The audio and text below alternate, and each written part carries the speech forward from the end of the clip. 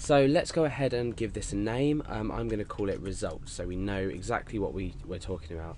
So we've got this search form, we've got this keyword field, we're finding the match every time we press a key down, and we're displaying that in results. So we've named the elements of our page correctly, so we can sort of remember them a bit later on. So like I said, we've got this find match function that we need to create up here.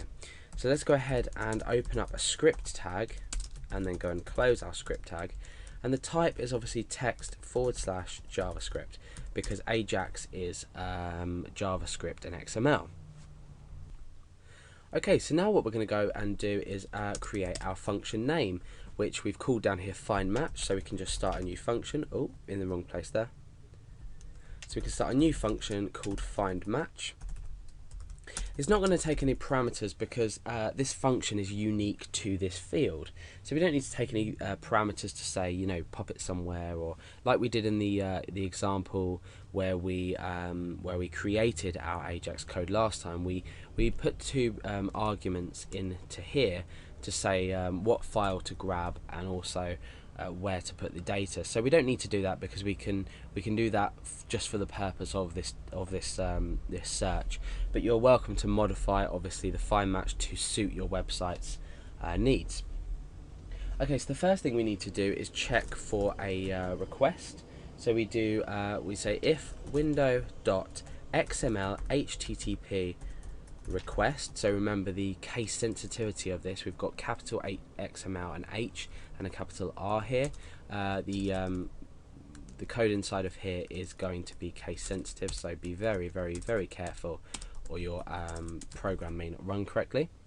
So we've got an if, and then we're going to have else there. So this is just for different browser support, but in this case we say XML HTTP is equal to new XML HTTP request, and then we put our parentheses on here. Otherwise, XML HTTP is equal to a new ActiveX object. So ActiveX object, and we feed in one argument, which is Microsoft.xml HTTP in capitals. Okay, so we've done that. That's set our XML HTTP variable. Now what we want to do is we want to check for the state, the ready state of our XML.http, because we're going to be submitting data through to this, so we need to check for that. So what we do is we say XML HTTP, and we say dot on ready state, and then what's happening is we're going to equal this to a function, and we're going to have no parameters in this, but the function is going to be inside of here. So when we are ready to do this, sorry, this is on ready state change, by the way. Just noticed that there. So on the state change of our XML HTTP, which is our XML HTTP request object, we need to complete the function inside of these parentheses. So the function is, first of all, we need to make a check. So we need to check the ready state and the status of this. So we need to say if XML HTTP dot ready status is equal to for and XML HTTP dot status. Sorry, this is state. I'm confusing things. So we've got ready state equals 4, and we've got the XML HTTP dot status is equal to 200. This is just to ensure that data is being returned. If data isn't returned, we don't need to carry out the following block inside here, which is grabbing the element by ID, which is the element that we're going to be putting the data into is our results div. So what we're doing is we're saying document, because we're speaking about the overall document, and then we're saying get element by ID, and we need to get the element by ID, which, let's go down here and check. We have called this results, so I should have known that because I did name them so I could remember them.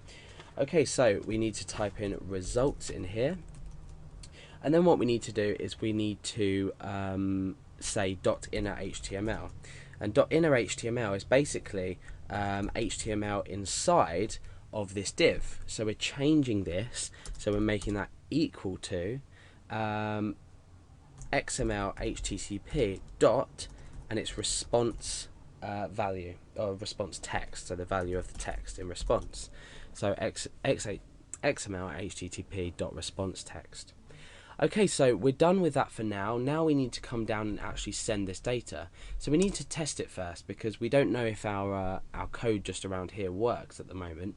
So the first thing we're going to do is XML HTTP, and then we're going to say dot open. And you'll remember this from the last tutorial, hopefully. We've got 3 parameters. The first one is the method, so we're using get, and we're going to be using this into this tutorial as well. Now is the file, so we've got up here, we've got search.inc.php. There's nothing in it at the moment, so search.inc.php. And the next is if you want to send this data asynchronously, so we do. So we're going to just type true. By default it's true, so you can leave it out, but I always like to put it just in there. Now we say XML HTTP.send, and we're done. So now what we can do is test this out.